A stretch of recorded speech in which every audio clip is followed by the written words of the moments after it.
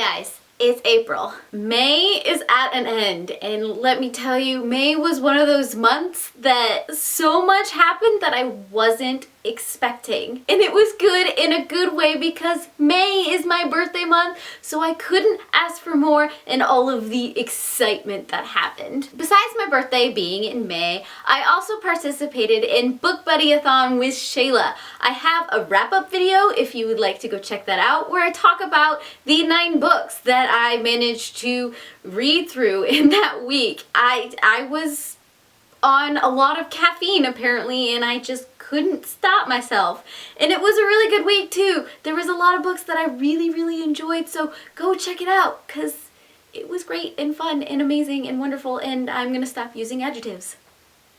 Another thing exciting that happened this month is I opened a Society 6 shop. A while back, I did a mock literary campaign where I got very suggestive about quotes about reading. So I put that out into the Twitterverse. I'm like, if I provided these, would you guys be interested in picking some up? And I got a positive response, so I opened a shop with some of those quotes. There are a few that I am probably going to get for myself at some point because there are some pillows that I think need to be on my couch and on my bed because they make me smile in all kinds of different ways. And I am completely open to quote suggestions or color suggestions or design suggestions. So leave suggestions down below or contact me on Twitter. I want to hear what you guys want out of this hashtag am reading idea thing that I'm just running with because it's fun and I'm innuendoing.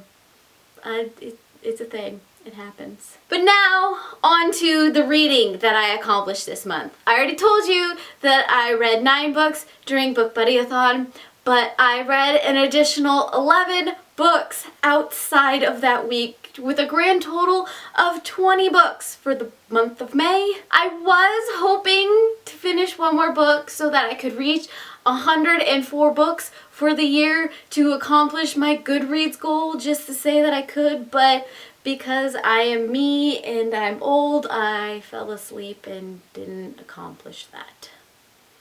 Yep, that happened. Let's start talking about books.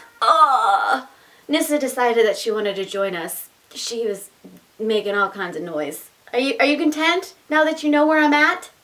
Okay, now I really mean we're gonna talk about books. That's what all this is about. I read Steal Like an Artist by Austin Kleon. This little book is just a helpful little reminder of how to keep the creative process going and how inspiration can come from anywhere, so don't close yourself off. And not every idea is a new idea, it's just how you interpret things and making things your own. I like how this is set up because it's got some examples of what he's done, and then it's just a really graphical book, and I like it. As an artist, I enjoyed it. I finally got around to reading Enchantment by Orson Scott Card. This is a story about Sleeping Beauty and Baba Yaga. So it's basically a Russian version of Sleeping Beauty if you want to mish all of the mythologies and fairy tales together. It's also set in modern day. Ivan stumbles across this sleeping woman and all kinds of shenanigans ensues. There's time hopping from past to present and dealing with not being in your time zone, and then the magic of Baba Yaga and the reality of what Sleeping Beauty is like after she wakes up and you don't really know her, but you may or may not have just engaged yourself to her. It was a really fun read. I really liked it. It was good to see an adult spin on this fairy tale. That and Baba Yaga. I haven't read much about Baba Yaga, but I'm really starting to like the Baba Yaga. I had so much issues getting my hands on a real copy of this book. I don't know if you guys saw all of the stuff that went down on Twitter. I originally ordered this book.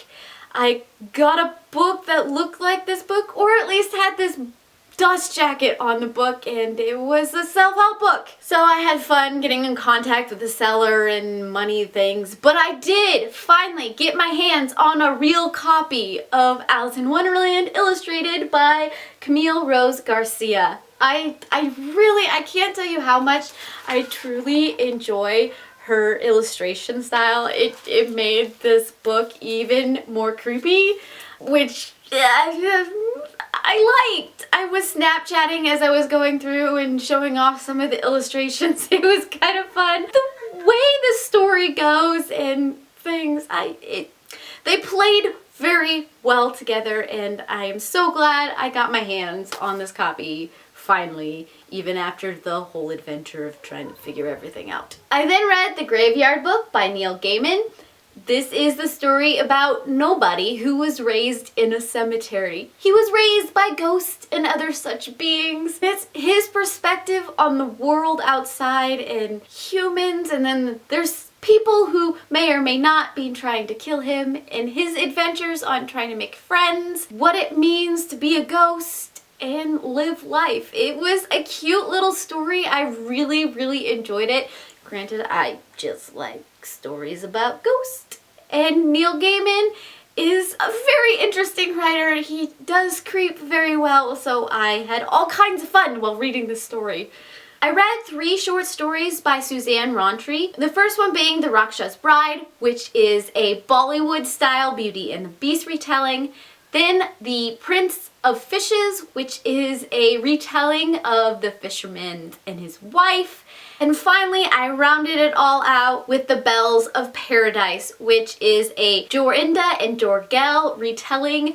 I haven't had much experience with that story, so I went into it kind of blind, which was really fun. Overall, I like the idea behind what Rountree was trying to do by mixing the different cultures and the different eras and having a historical feel to each of these fairy tales. I struggled a bit with connecting with the characters in the story. They felt a little flat, and at times I felt like there was too much, and at other times I felt like there wasn't enough to flesh out the story. So I flip-flopped back and forth with what I wanted, and overall they were good reads, and it was interesting to see the fairy tale set in these historical settings, but I was always left a little wanting on the characters and the plot itself. So we all know that Mistborn became a thing, and I read the first book and the second book. I finished this little honker of a book, The Hero of Ages, and oh my gosh, the things, the feels. I got finished with this book and I just kind of tossed it to the floor. I love how it ended, but I hate how it ended. It was one of those endings that felt right, but you didn't want it to feel right. I really like the world that Brandon Sanderson has built within all of this, which is why I then immediately continued on with The Alloy of Law. Here we are set 300 years in the future. We got a whole new cast of characters, and I really enjoy the new cast of characters. I was laughing hysterically most of the time while I was reading through this story. We now have more technology, we have different kind of powers that we're figuring out, and I am invested in this world, and I can't wait to see where all of it goes. Part of me is a little leery of reading all of these too fast since it's not quite finished yet, but I do have 2 more that have been released. I will get through them, and I will try not to inhale them. Can you guys hear my cat right now? Because it sounds like she's dying, but really she's just carrying around a Wookiee in her mouth. Because she can. And finally, I finished The End, the last book in the series of Unfortunate Events by Lemony Snicket. I have a whole review that covers the whole series because I was all over the place with this thing. This last book I couldn't really understand why it ended the way it ended, and there were so many loose ends that I wanted wrapped up. I do understand having loose ends in stories, but when you leave loose parts of the story arc that was the main motivation for things that were going on, I don't understand that, and it irritated me a little bit. But go check out that review. I would love to hear your guys' perspective of the whole series if you've read it before, because I came at it from a place of never reading it before until now, and that might have skewed how I felt about it. So I would love to hear what you guys think. So that was all that I read in the month of May, and a few little adventures that happened along the way. I would love to hear what your favorite read for May was. I would also love to hear your favorite innuendo reading quote. Why? Because I heart you beautiful faces. Bye.